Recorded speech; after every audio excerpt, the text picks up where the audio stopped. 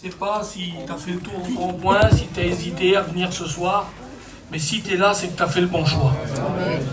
Il y en aurait presque assez. Faut dire vrai, ce qu'on a écouté ce soir, c'est pas sur la terre qu'on peut écouter ça. On peut pas écouter ça sur la terre. On peut pas trouver ça sur la terre. On peut pas trouver ces choses-là. Il faut que ça vienne du ciel. Et quand ça vient du ciel, alors des choses se passent à l'intérieur du cœur. Nos pensées changent, nos idées, et puis il se passe des choses dans nos cœurs qu'on ne peut pas expliquer avec des mots, c'est difficile.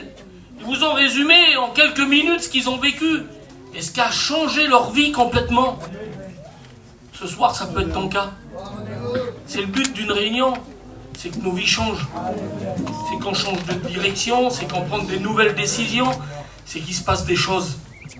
On est au bon endroit ce soir. Amen. Alors on va prier le Seigneur encore une fois. J'en ai besoin, j'ai besoin que le Seigneur me bénisse. Je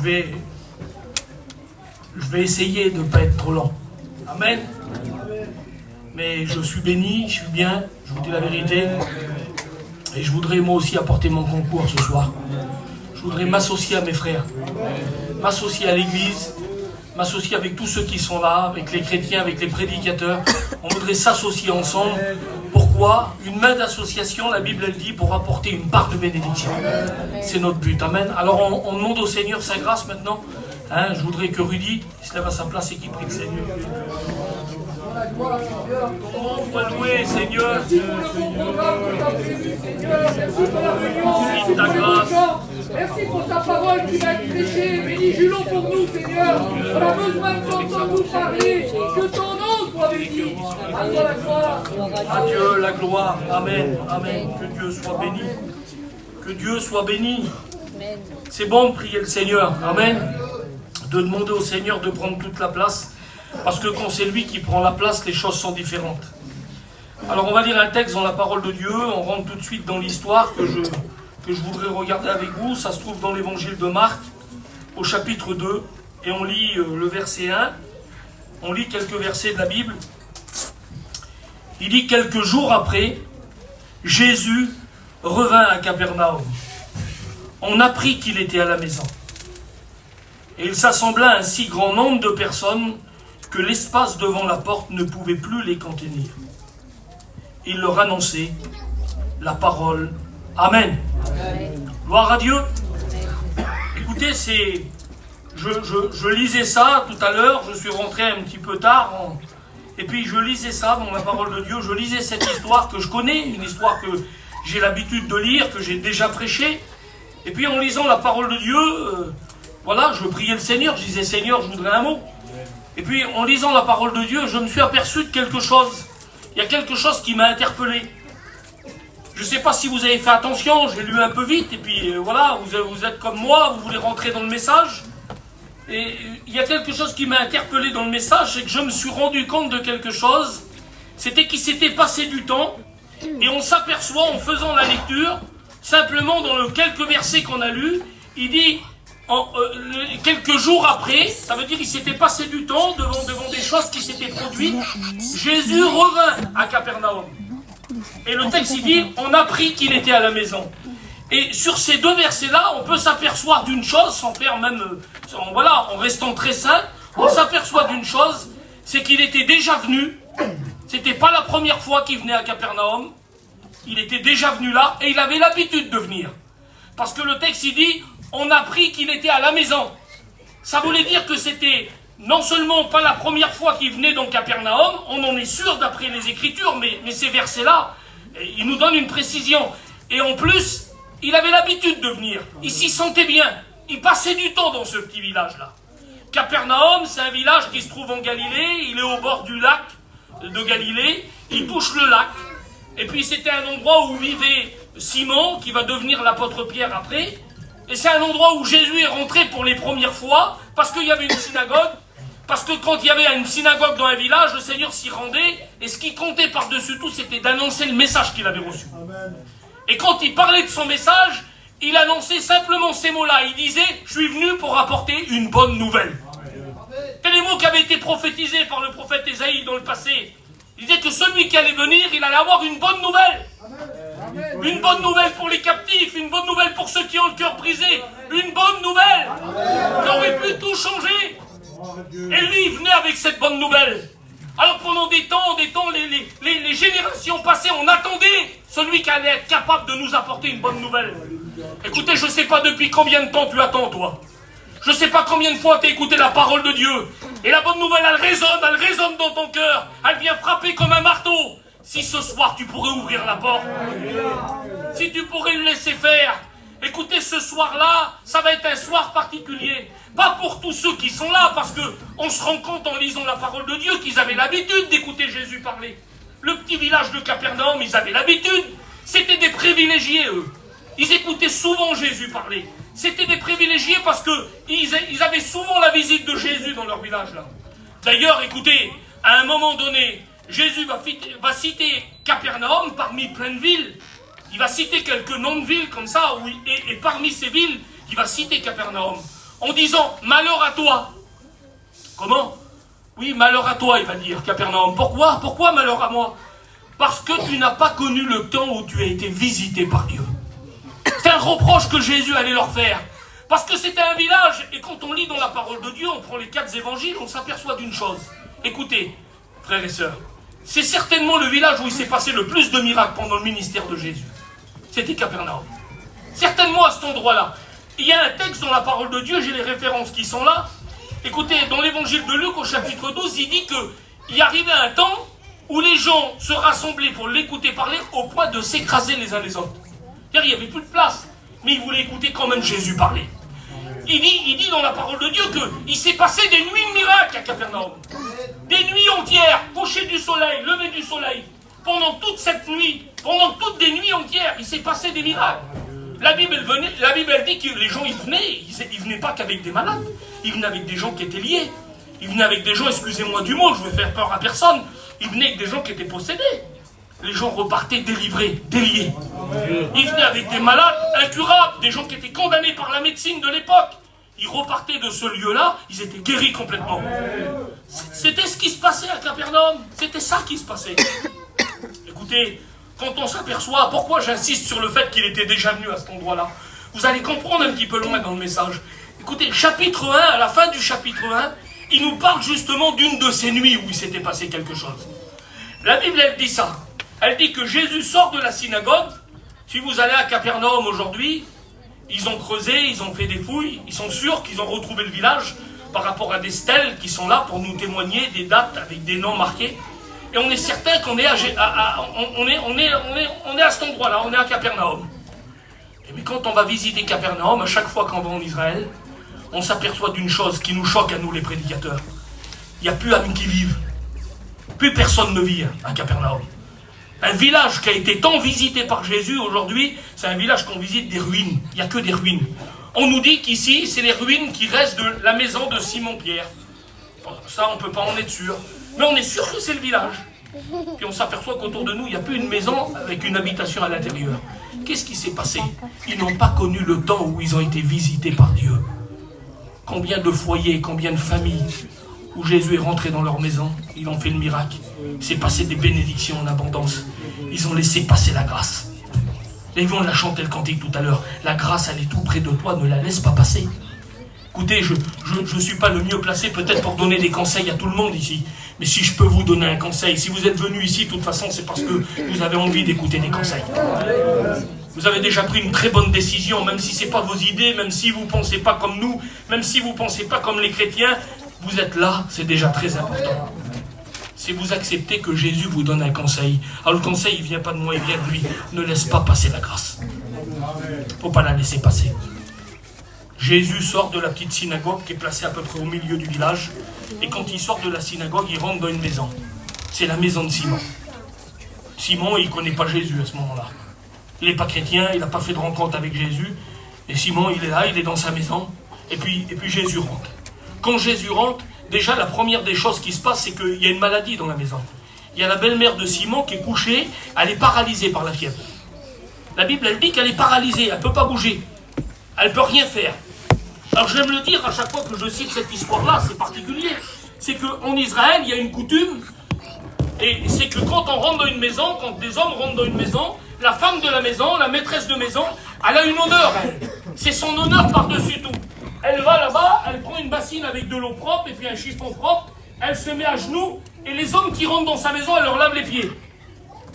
Pour nous, ça semble peut-être spécial, un petit peu. Mais en Israël, c'était une coutume, il ne fallait pas y échapper. Et c'était un déshonneur pour une femme de ne pas procéder à ça. Mais ce jour-là, écoutez, il y a quelque chose qui la paralyse. Elle ne peut pas faire ce qu'elle a envie de faire. Elle ne peut pas faire ce qu'elle désire faire. Elle ne peut pas faire ce qu'elle voudrait faire par-dessus tout. Elle voudrait honorer Jésus qui rentre dans sa maison. Je ne sais pas, je n'ai pas les détails, je ne sais pas si elle avait entendu parler de lui avant. Je ne sais pas, Désiré, mais je sais que ce jour-là, ça comptait beaucoup pour elle d'honorer Jésus. Mais elle est paralysée, il y a quelque chose qui la paralyse et qui l'empêche de faire ce qu'il y a dans son cœur.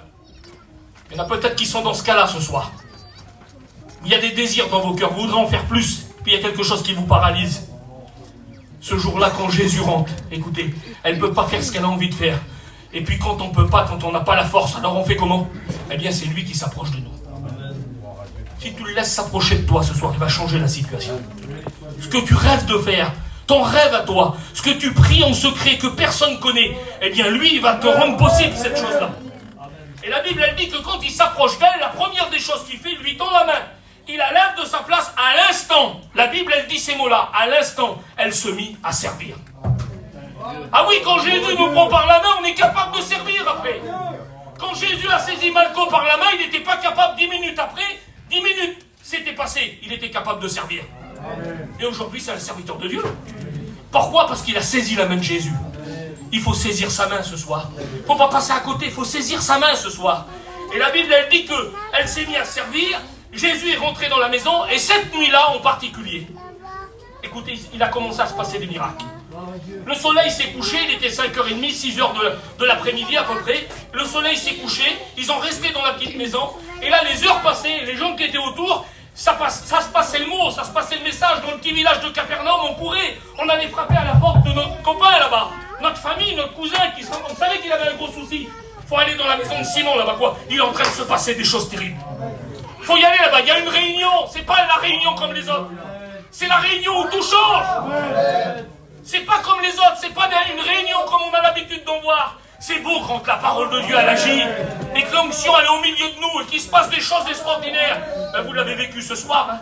Écoutez, c'est pas des histoires d'il y a 2000 ans, peut-être je vous prêche une histoire d'il y a 2000 ans, ça vous semble vieux, ça vous semble impossible. Mais les délivrances que vous avez écoutées ce soir, c'est aujourd'hui, c'est d'actualité. Mais ça change pas. Ça change pas. Quand on saisit la main de Jésus, il est capable de tout faire. Écoutez, la Bible, elle dit que ce soir-là, toute la nuit entière, on venait vers lui, on lui amenait des paralytiques qui repartaient avec leur lit, marcher. Incroyable, vous n'avez jamais vu ça. On leur amenait des maladies incurables. Les médecins n'avaient rien pu faire. Jésus parlait 2 minutes avec eux, il leur imposait les mains et repartait guéris. C'est-à-dire, vous imaginez un petit peu ce qu'ils ont vécu. Hein. Et puis le matin, vers le matin, alors qu'il faisait encore sombre, elle dit l'évangile de Luc, elle nous donne ce détail-là.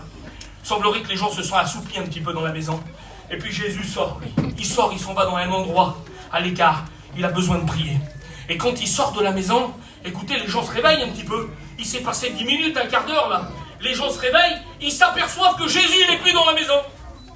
Vous savez ce qu'ils font? Merci. Instantanément, vous savez ce qu'ils font? Ils se mettent à le chercher. Ils ont goûté à sa présence une nuit, là. On ne peut plus vivre sans lui, normalement. Normalement, c'est plus possible. Alors, ils se mettent à le chercher. Et puis, Simon, il part d'un côté, les autres partent de l'autre. Ils se mettent à le chercher dans le petit village. Il est gros comme ça, le village, là. Alors, en 2 minutes, ils ont fait le tour. Ils toquent dans les maisons. Tu l'as vu, toi? Non, il est parti par là. Personne ne l'a vu sortir. Ça y est, il nous a quittés. Quelle peur qu'il y a. Il y a une peur, là, il y a une crainte. Hein. Et puis, quand il le trouve, c'est Simon, le premier qui arrive. Il dit, Seigneur, on t'a cherché partout. Tu pars plus, Seigneur. La Bible, elle dit, il voulait le retenir. Il voulait plus qu'il le quitte. Tu pars plus, Seigneur, tu restes avec nous. Tu pars plus. Et puis Jésus, il va leur dire quelque chose. Il dit, curieux, Jésus leur dit, mais Simon, il faut que j'aille aussi dans d'autres villes. Il faut que j'aille dans d'autres synagogues. Il faut que je rentre dans d'autres maisons. Il faut que ce qui s'est passé toute la nuit chez toi, ça se passe aussi dans d'autres familles.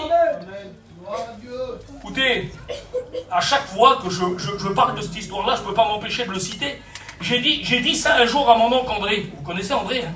J'ai dit, mon oncle, t'aurais vécu ça, t'aurais été à la place de Simon, t'aurais fait quoi, toi? Il t'aurait dit, faut que j'aille dans d'autres endroits, et je vais vivre ce qu'on a vécu chez toi pendant toute la nuit là. Il dit, j'aurais dit, Seigneur, bouge pas, je vais me prendre un blouson. Et je l'aurais suivi partout. Il avait eu la bonne réaction, lui. Parce qu'à ce moment-là, Simon, il n'a pas eu cette réaction-là. Il avait goûté à la bénédiction, il avait vu le miracle, ça s'était passé dans sa maison. Il avait vu des choses qui s'étaient passées que personne n'aurait pu faire.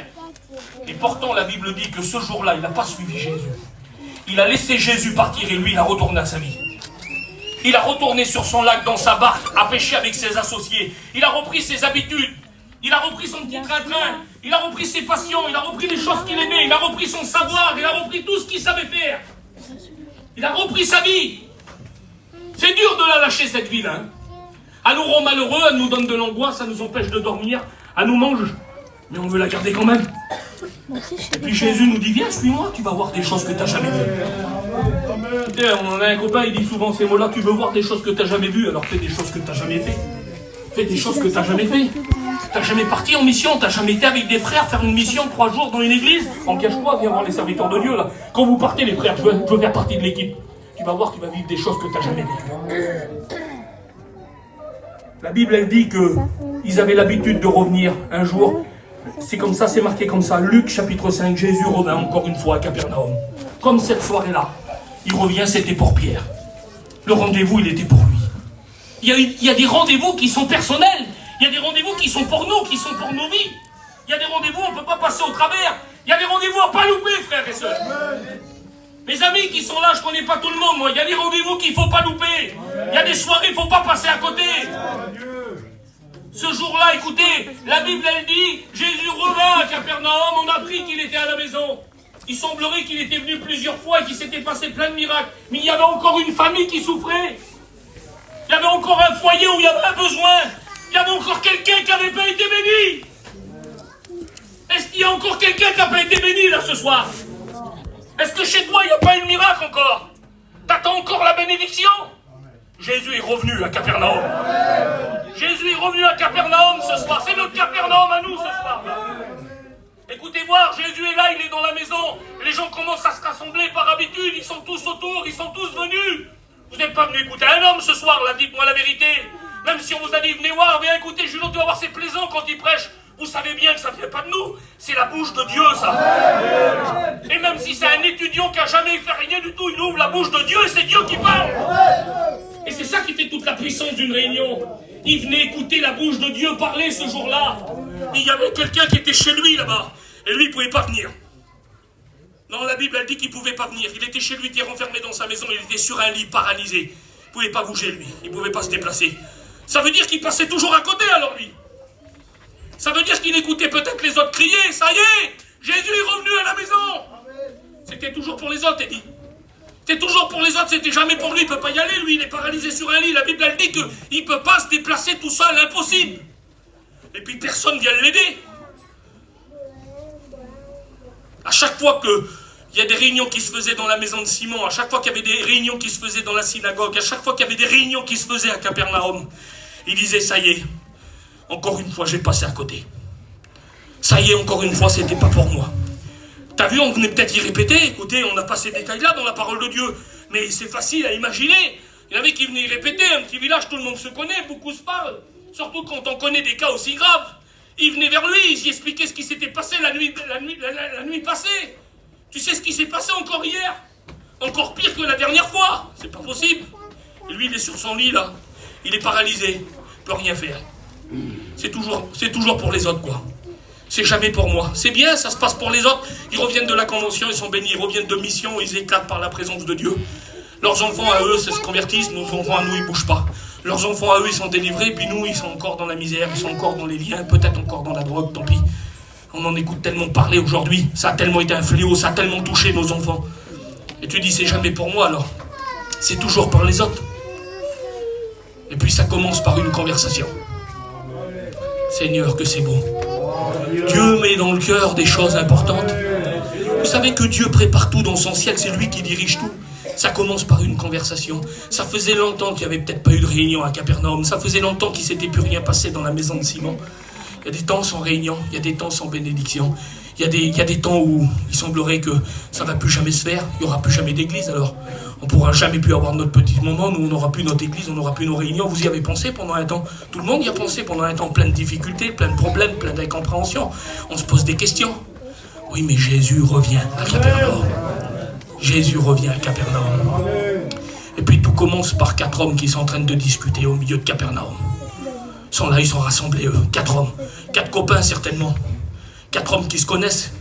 4 hommes qui connaissent, qui sait qu'ils ont en face d'eux. Ils se connaissent mutuellement. Ils savent qu'il y a des bons désirs. Ils savent qu'ils peuvent compter les uns sur les autres. Ils savent qu'il y a des valeurs en face d'eux. Ils savent que peut-être ils ont pas, c'est pas des louis d'or, mais ils ont des valeurs. Ils savent qu'ils peuvent compter les uns sur les autres.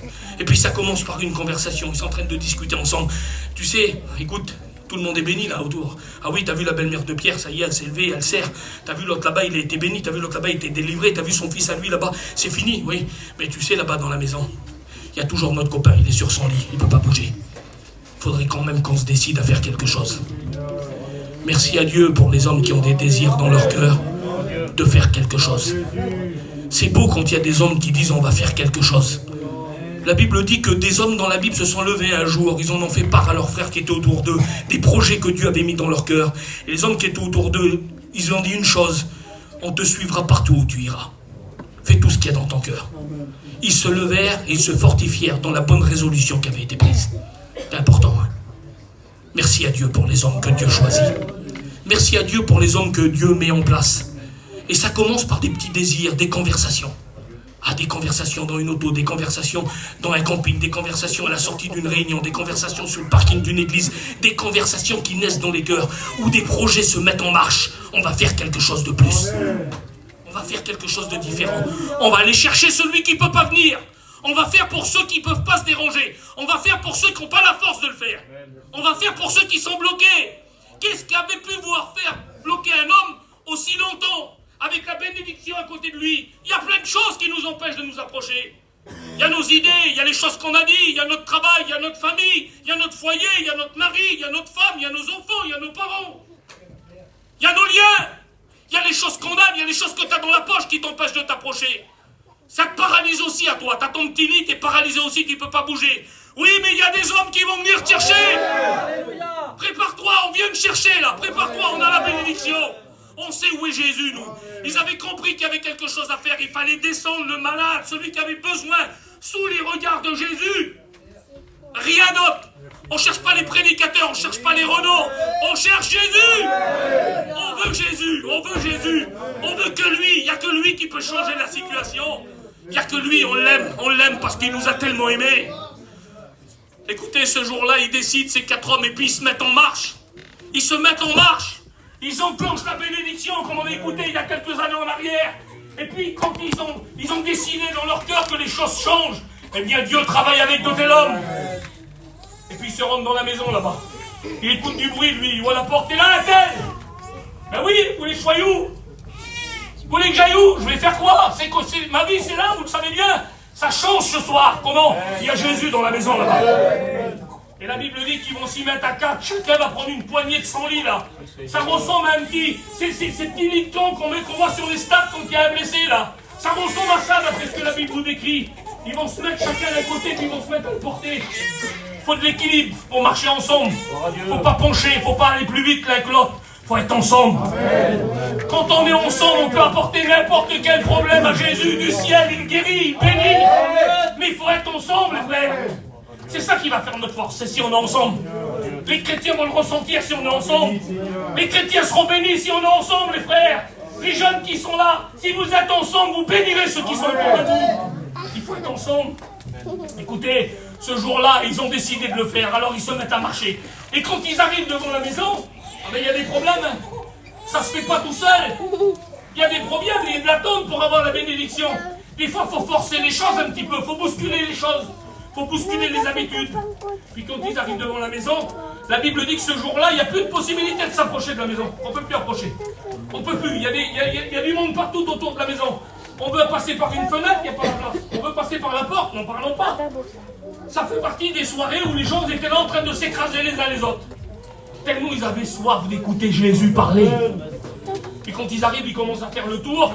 Alors je ne sais pas, peut-être il y en a un, des deux, des trois, des quatre là qui dit: les gars, Mais c'est pas son soir. Hein. Regardez, on pourra pas passer. On va faire comment? Et puis, merci Seigneur. Il y en a un dans, c'est le leader, lui, peut-être. Il dit, les frères, on va faire mieux. On va passer par le toit, là. On va monter par le toit, on va glisser le lit par le toit, et puis quand on sera sur le toit, on va le descendre, on va viser. On va viser. Comment on va viser? Ah oui, on va viser parce qu'il faut que lui soit sous les regards de Jésus. Alors on regardera à travers les branches, parce que les toits étaient faits comme ça, et quand on verra Jésus, c'est à cet endroit-là qu'on ouvrira le toit, et qu'on descendra le malade. Faut viser, les frères. Faut cibler les besoins. Faut que Dieu nous aide à cibler les besoins. On frappe pas dans le vide. On tape pas à l'aventure, comme il dit l'apôtre Paul. Non, on cible les besoins qui sont en face de nous. Que Dieu nous aide dans cet hiver. On a des églises avec beaucoup de besoins. Des églises partout. On a une grande région avec des bénédictions en abondance. Il y a des grands besoins. Il faut qu'on cible les besoins. Aidez-nous les chrétiens. Aidez-nous les chrétiens. Je m'adresse à vous les chrétiens. L'apôtre Paul, un jour, il a fait une demande aux chrétiens. Il a dit, priez pour moi, afin qu'il me soit donné d'annoncer l'évangile librement, comme j'ai été appelé à le faire. Priez pour nous, que Dieu nous ouvre des portes. Amen. Écoutez, ce jour-là, ils arrivent au-dessus, et puis ici, comme ils avaient décidé de le faire, ils ouvrent le toit. Je sais pas, mais mettez-vous à la place de ceux qui sont à l'intérieur de la maison. Il y a la femme de Simon dans la maison, elle est là, elle. Elle voit de la poussière qui tombe, elle regarde Simon. Il y a du monde de partout, ils sont assis sur la cuisine, sur la chaise, de partout, il y en a par terre, il y en a sur le bord des fenêtres. Mais là, regarde, le toit, il est en train de lâcher. Lui, il fait, il n'y a rien. Il y a Jésus, on risque rien. Ils ont tout donné pour Jésus. Si on parle aujourd'hui de la femme de Simon, c'est parce qu'elle, elle n'a pas parlé il y a 2000 ans. Tu veux qu'on parle de toi? Ne parle pas.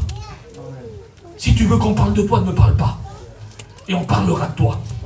On dira les bénédictions qui se sont passées dans ta maison parce que tu as gardé le silence. Amen. Écoutez, ce jour-là, ils vont descendre leurs besoins, ils vont descendre le problème, ils vont descendre la difficulté devant le Seigneur. Que c'est bon, Seigneur. Le toit s'ouvre, les gens qui sont là, ils sont témoins de ce qui est en train de se passer. Des hommes délibérés à porter la bénédiction. Et puis quand l'homme paralysé va descendre sous les regards de Jésus, la Bible dit que Jésus va le regarder, tout simplement, il va lui dire, prends ton lit et va dans ta maison. Amen.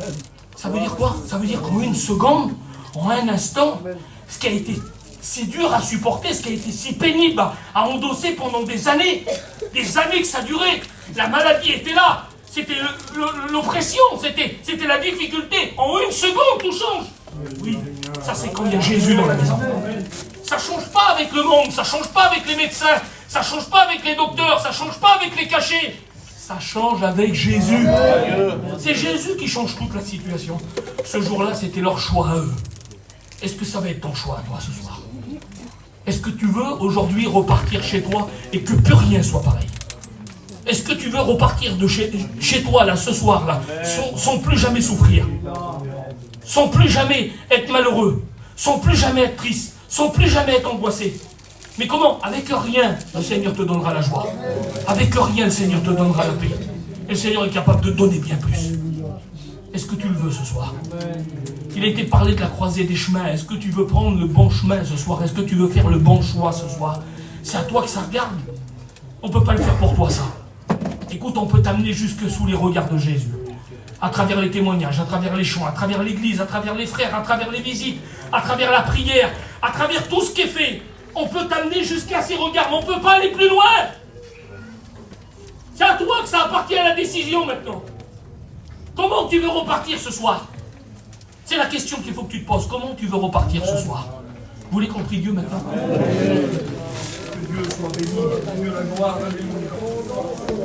Alléluia. Alléluia. Et dis, tu pries.